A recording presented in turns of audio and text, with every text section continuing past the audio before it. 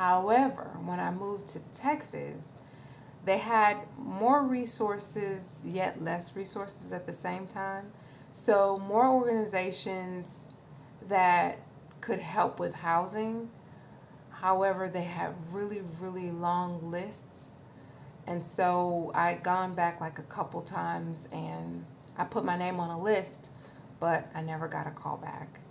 And they didn't have anything like the consortium of churches where you could actually get all your services like that same day.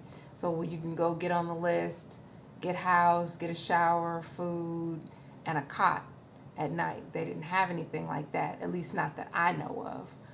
However, you'd have to get on the list, stand in a line, and if you made it, you were the first 15 or 20 or whatever, however many they were accepting for the night, then you could get in. I just was never lucky enough to get in. Every time I called or went in, they were already full. So that wasn't an option, and I couldn't keep running down there because I did not stay in Dallas. Like in the downtown Dallas area, I don't know, something about it. I just was never led to stay in the downtown Dallas area. The first night that I arrived, I found myself a Panera Bread, and the closest one was in the uptown area. And so that's pretty much where I stayed in the very beginning, was in the uptown area. So I didn't do very much, and I would have to walk everywhere because by this time my resources were completely tapped out. I had nothing left, just about. I was almost completely out of money.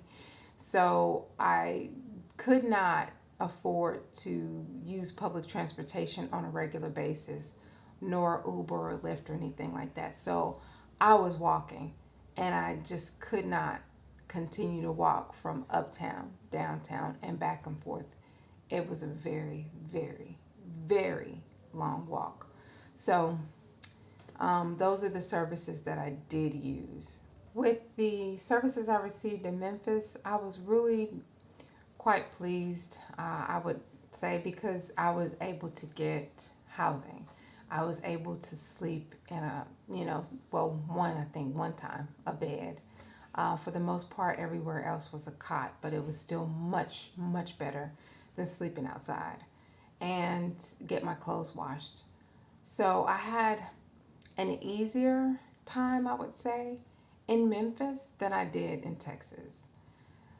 With the hospitality hub, I really didn't get very much from them in terms of services, just because, like I said, I wasn't eligible since I was really trying to bolster my business and build my business. And, at the end, I did agree to, a job so that I could get housing. But that's really where my heart really wasn't in it. And that's probably why I never got a call back for housing at the hospitality hub. In Texas, I received services from City Square. So the very first day that I arrived, I realized after doing a Google search that I was really close to services, and so I made my way to a place called City Square. However, their hours of operation are a little stringent, so they were open on Tuesday, which is the day that I arrived. No. They were open on Thursday, which is the day that I arrived. However, they were not open on Friday. So they were only open 3 days a week, Tuesday, Wednesday, and Thursday.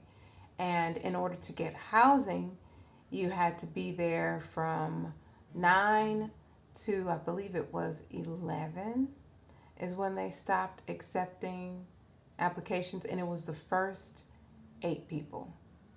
So, or 7 people. No, 8 people. So it was the first 8 people. So it was really, really tough to get in. I did get in, not the first day that I went. I had to go the following week. And the Tuesday that they were open, it was storming. So nobody showed up to work. I was outside soaking wet in the rain waiting for services.